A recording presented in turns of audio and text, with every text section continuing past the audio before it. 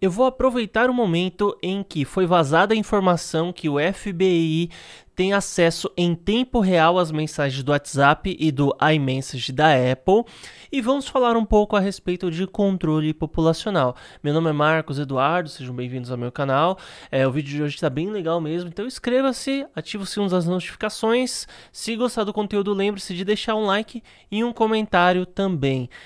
E o primeiro link que estará na descrição, galera, é o da Binance, essa maior corretora de criptomoedas do mundo. E usando o meu link aí para se cadastrar, você vai ter 15% de desconto em todas as taxas de trade. E o segundo link vai ser referente a um robô de operações. Então vamos lá, pessoal. Eu vou compartilhar primeiro com vocês aqui só um breve trecho da matéria para vocês verem que realmente tal fato aconteceu, né? Então o FBI pode acessar dados de usuários em tempo real. Isso daqui saiu na verdade na Rolling Stone. Então o documento do FBI aponta que a agência consegue com relativa facilidade coletar dados do WhatsApp, da Meta, né, que na verdade é o Facebook, e do iMessage da Apple, o que entra em conflito com a filosofia de privacidade para seus clientes. Apesar de toda a criptografia e segurança das plataformas, basta uma intimação judicial para que as mensagens sejam lidas por terceiros, tá? E galera, não é intimação judicial no sentido que eles vão procurar o Facebook, tem uma intimação aqui, mano. Não, eles conseguem acessar, tá? É essa a grande questão que está em xeque nesse momento, tá? E lembrando que o FBI não é nem a maior força de inteligência do governo norte-americano, tá? A gente tem, além do FBI, tem a CIA, que praticamente se equipara, mas a CIA, ela busca resolver assuntos mais quando a coisa é internacional, enfim. A gente tem a NSA, que seria mais cabível uma ação como essa ser realizada por eles. Então, assim, se o FBI, que está aqui em relação à inteligência e espionagem, consegue ver as informações em tempo real e só precisa dar desculpinha lá de ter uma ordem judicial, né? Se eles que estão aqui conseguem, imagina a NSA, imagina a polícia secreta dos Estados Unidos, né? Imagina, né, aqueles grupos que a gente nem sabe. Bom, meus amigos, então vamos lá, tá? Essa coisa toda de controle populacional através da informação começou, não foi lá com o Edward Snowden, tá? Isso começou em 1997, tá? Vou pegar aqui um trecho do livro do Alexandre Costa, Introdução à Nova Ordem Mundial, que fala de algo chamado carnívore, tá? Logo no início da internet comercial, surgiu um assunto que depois foi esquecido completamente. O Senado americano rejeitou uma proposta de criar um software controlador da internet. Este seria chamado de carnívore e teria a missão de patrulhar em tempo real e-mails e sites em busca de terroristas virtuais, né? Não posso falar essa palavra, adeptos dos discursos de não sei o que lá, e subterfúgios como de simulação. Mesmo rejeitado pelo Senado e criticado em alguns cantos escuros, nunca foi abertamente debatido. Logo após essa discussão incipiente, o assunto desapareceu por completo da imprensa, mas consta que chegou a ser utilizado pelo FBI em 1997 com outro nome, sendo baseado numa plataforma desenvolvida pela Microsoft e posteriormente em 2007 substituída por um software de uma empresa subsidiária da Boeing chamada Narrows. Outro projeto que pode ter sucedido o Carnívore é o Echelon, uma rede de softwares, hardwares e antenas capazes de rastrear servidores, linhas telefônicas e satélites, tá? Então, assim, essa parada toda começou na década de 80 para 90, tá? E, enfim, a ideia surgiu nessa época, né? De 1997, na verdade um pouco antes. Em 1997 foi quando a gente teve o primeiro registro de que o FBI estava patrulhando a vida online das pessoas. Bom, depois, alguns anos depois, a gente teve o caso Snowden, tá? Então esse daqui é Edward Joseph Snowden, nascido em 83, analista de sistemas, tá? E ele trabalhou na NSA e na CIA. E o que ele ficou conhecido é pelo fato de ter vazado os documentos que comprovavam que o governo norte-americano estava vigiando toda a internet. Tá? Então existem cabos que conectam os continentes e é assim que a internet funciona, não é via satélite, tá? Existem cabos e por incrível que pareça, a internet via cabo é mais eficaz do que a internet via Wi-Fi ou tecnologias similares, pelo menos dentre as tecnologias que são divulgadas ao público, efetivamente a tecnologia via cabo, para você ver, né, conecta até continentes. Então tem um cabo dos Estados Unidos que vai até lá, os lados da Inglaterra, Europa, e é assim que a gente acessa um site que está hospedado lá. E até então, naquela época, não se falava muito sobre isso. As pessoas acreditavam que era tudo via satélite, né? Não era escondido que existiam esses cabos, mas, então assim... Então, a gente aqui no Brasil, tá? Tem até o projeto de passar o cabo aqui do Brasil, enfim, mas você queria, por exemplo, acessar um site lá da Europa. Você tinha que fazer a conexão aqui, a conexão ia ser retransmitida até chegar lá nos Estados Unidos, e dos Estados Unidos entrava no cabo para chegar até a Europa.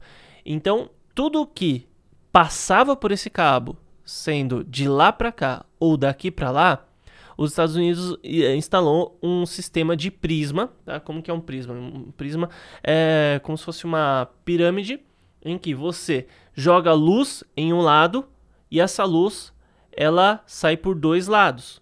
Então era essa a ideia. A informação passava, era transmitida e os Estados Unidos ao mesmo tempo gravavam tudo aquilo. Então todas as conversas de e-mail, mensagens, não importa o que fosse, esteve na internet, passou por lá, os Estados Unidos pegou. Fora aquilo que, né, não precisou nem... Tava lá em território norte-americano, isso a gente não vai nem colocar aqui, mas... Então, praticamente, os Estados Unidos vigiou o mundo todo. Então, o cara que queria acessar o site que estava lá nos Estados Unidos, né, um provedor de acesso, enfim... Então, os caras simplesmente podiam ter acesso a toda a população. Então, o controle populacional, ele não se dá necessariamente pela força.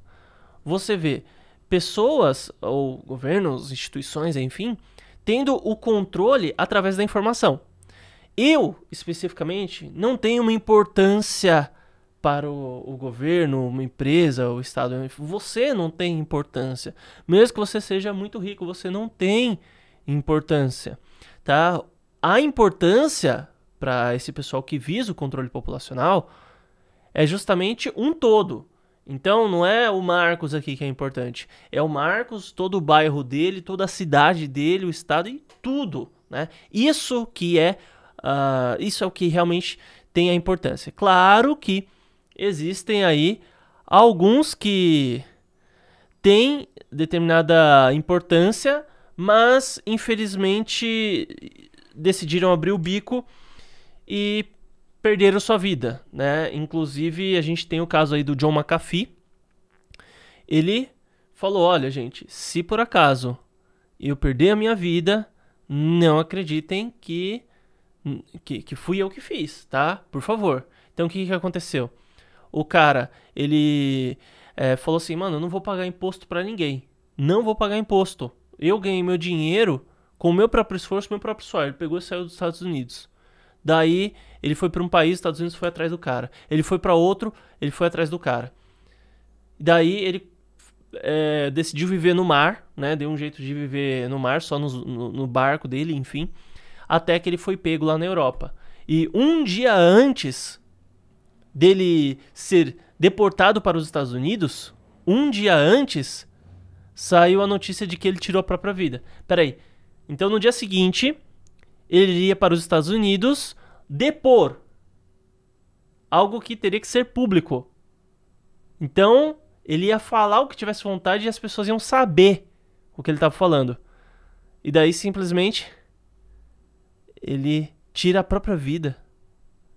Isso não faz o menor sentido. Esse cara, ele, embora seja um excêntrico, bilionário, multibilionário, enfim, e o John McAfee que eu tô falando é o mesmo criador de um dos mais famosos antivírus aí do mundo.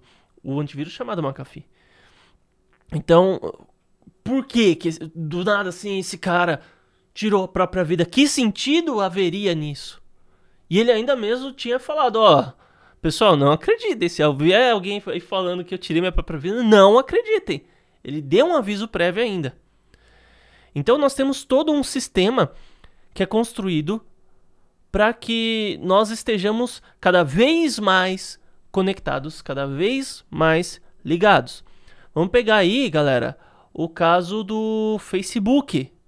Galera, o Facebook, ele acredita tanto nesse... Deixa eu até acessar aqui. O Facebook, ele acredita tanto na união do ser humano com os servidores, ou seja, a nossa participação em uma outra dimensão chamada metaverso, que é a dimensão digital, que ele mudou o nome da empresa dele de Facebook para Meta. Meta referência a metaverso. Como vocês podem conferir aqui, ó. A gente está aqui no site do Facebook, né? Ó, olhem aqui, ó. About Facebook /br/meta. Tá? Foi feita a troca aí do nome. E eu não sei se eu vou ter problemas com direitos autorais ao reproduzir esse vídeo aqui. Mas ó, esse daqui é um vídeo do Zuckerberg falando a respeito dessa transição, em que as pessoas vão poder acessar o Facebook e elas vão poder se transformar em algum tipo de espécie de avatar. Olha aí. Então aqui está um exemplo da comunicação dele e cada pessoa vai ter o seu próprio avatar, né? Então vejam só. A gente hoje vive em um mundo que tem os padrões sociais de beleza. E muitas pessoas são infelizes em relação à sua aparência. Não aceitam como são, né? Então você tem hoje gente que tem cabelo muitas vezes cacheado, crespo, não fica satisfeita com isso e quer fazer o seu cabelo ficar liso, né? Ela está insatisfeita. Não estou falando que ela pode ou não pode fazer, cada um faz o que quiser com a sua própria vida, mas ela, de uma certa forma, achou que ela ficaria mais bonita, melhor, mais atraente com o cabelo de uma determinada forma. Só que isso custa tempo, custa dinheiro, custa manutenção, dá trabalho você cuidar da sua própria aparência. Muitas das pessoas que têm problemas com sobrepeso talvez gostariam de não ter tal problema.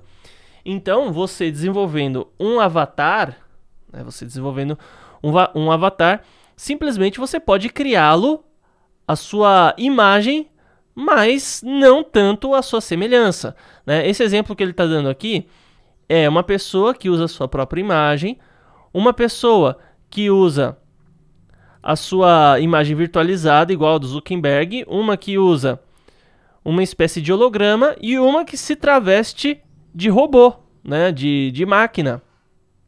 E esse vídeo todo, ele mostra esse tipo de ação aqui acontecendo. Então você pega um ambiente de trabalho.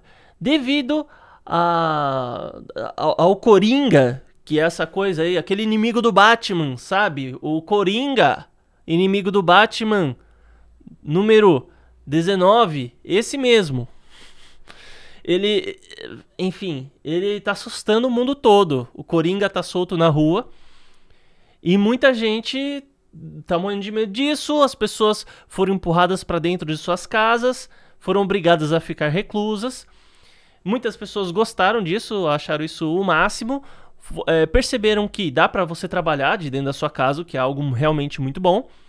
Então, reuniões muitas vezes acabam acontecendo através de aplicativos de mensagem, seja WhatsApp, Facebook, Skype, enfim, vários outros. Você pode fazer reuniões assim.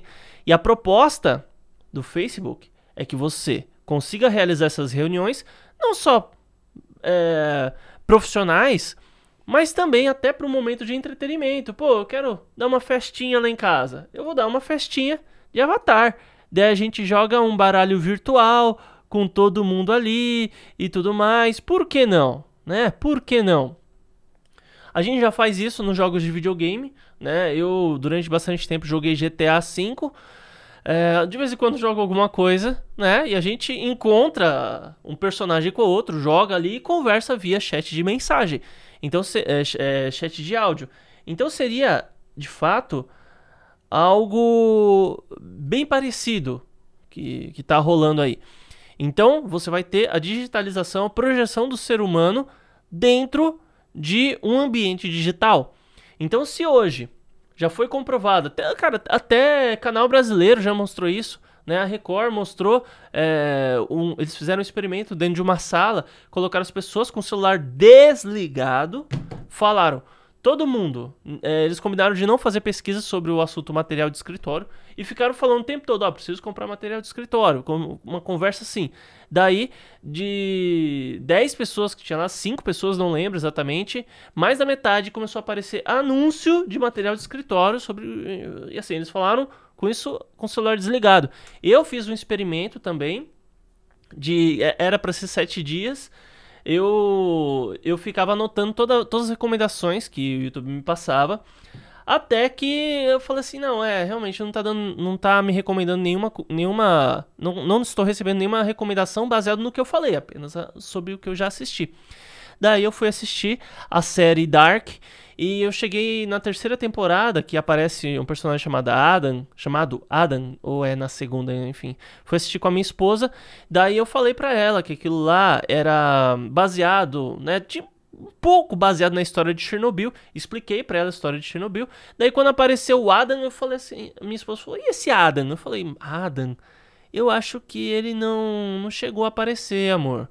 Né? E daí também ela perguntou, mas que história é essa de Chernobyl, não sei o que. Daí eu parei, pausei, expliquei pra ela a história de Chernobyl.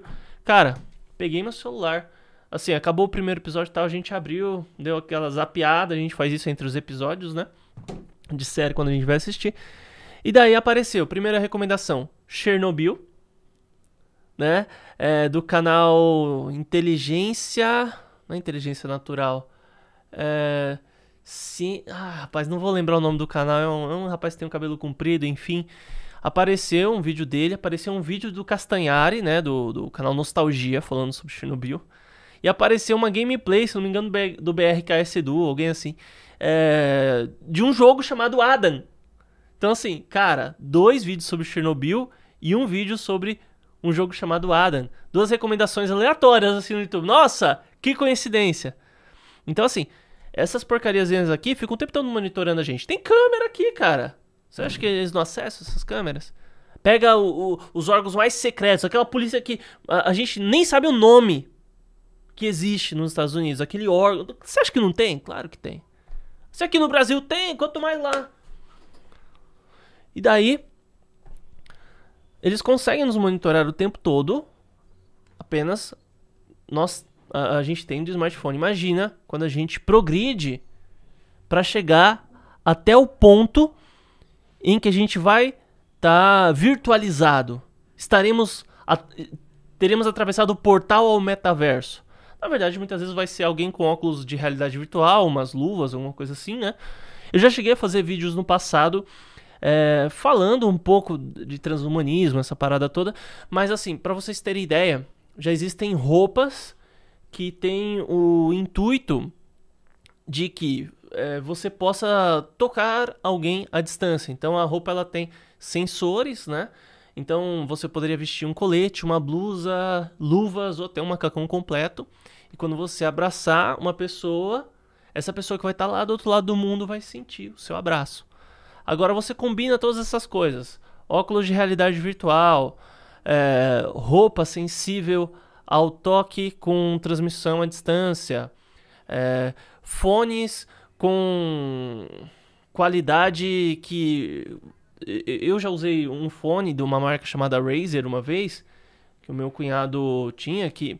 Rapaz, você ouviu um negócio ali, você tava jogando videogame, você ouviu um som ali, né, sei lá, algum jogo de tiro e tudo mais, você ouviu um som, você sabia que o som era dali especificamente, e não daqui, assim, sei lá, um negócio perfeito, né, não sei se esse é o chamado 5.1, não sei, e isso é coisa de 3, 4 anos atrás que eu lembro de ter visto um fone de ouvido assim.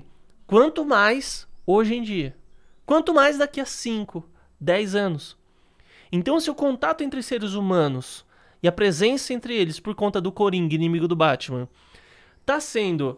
se esse contato está sendo desestimulado, então a presença no metaverso é algo que vai ser, por consequência, estimulado. Tudo isso chegou por conta das criptomoedas. É um conjunto de coisas. O Bitcoin, o que é o Bitcoin? Sem ser o conceito que todo mundo já sabe. Né? É uma moeda virtual, descentralizada. O que é o Bitcoin? Tá, vou contar aqui para vocês o que realmente é o Bitcoin. É um outdoor gigante para uma tecnologia chamada blockchain. Tá? Então o Bitcoin chega a ser ínfimo diante do que é a blockchain, que é a tecnologia pela qual ele trafega. Existem 4 pilares que são fundamentais para que haja o controle populacional. Preste bastante atenção. Você precisa de um livro de registro, tá? E justamente a blockchain é esse primeiro pilar. É esse livro de registro, em que tudo será registrado de maneira permanente e altamente detalhada. Você vai precisar de uma ferramenta de rastreio. Pode ser um celular, pode ser um acesso à rede do metaverso, pode ser câmeras espalhadas em todos os lugares, né? O terceiro pilar, então o segundo é o método de rastreio. O terceiro pilar é uma internet ultra rápida, né? Então por isso que tem muitas partes do Brasil, por exemplo, não tem nem 3G, né? Muitas vezes não tem nem sinal de televisão ainda. E eles estão metendo 5G, 5G, 5G, 5G. Calma, velho, que é isso? Né? Não, é que a gente precisa de... Nossa, velho, será mesmo? A gente consegue fazer chamada com 3G, se a qualidade estiver boa, a gente consegue fazer uma chamada com 3G. Você quer fazer o quê? Chamada 5G para conversar em 4K? É isso? Não sei, realmente não sei. Bom, mas na verdade o 5G ainda é a prévia do que há por vir. Porque o que vai vir mesmo para arrebentar é a 6G. E eu digo que é a 6G por quê? Porque essa galera, né, que quer o controle populacional, eles são muito ligados em números, tá? Então não sou eu que creio, o número 6 tem pra mim não representa nada, mas eles creem muito nos números. Então para eles, 6G é algo que tem que ser implementado o mais rápido possível e vai ser um pilar excepcional.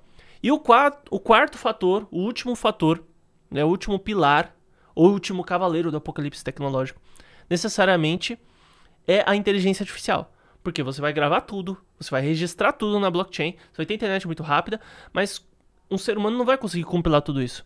Então é necessário esse sistema da besta, para poder compilar tudo, analisar tudo e saber o que fazer com tudo isso. Então a gente tem a China, por exemplo, com o sistema de pontos deles lá, né? Se você atravessa fora da faixa, a câmera pegou, pum, reconhecimento facial. Pau, fulano atravessou fora da faixa. Vai ganhar multa? Não vai, mas vai perder score social.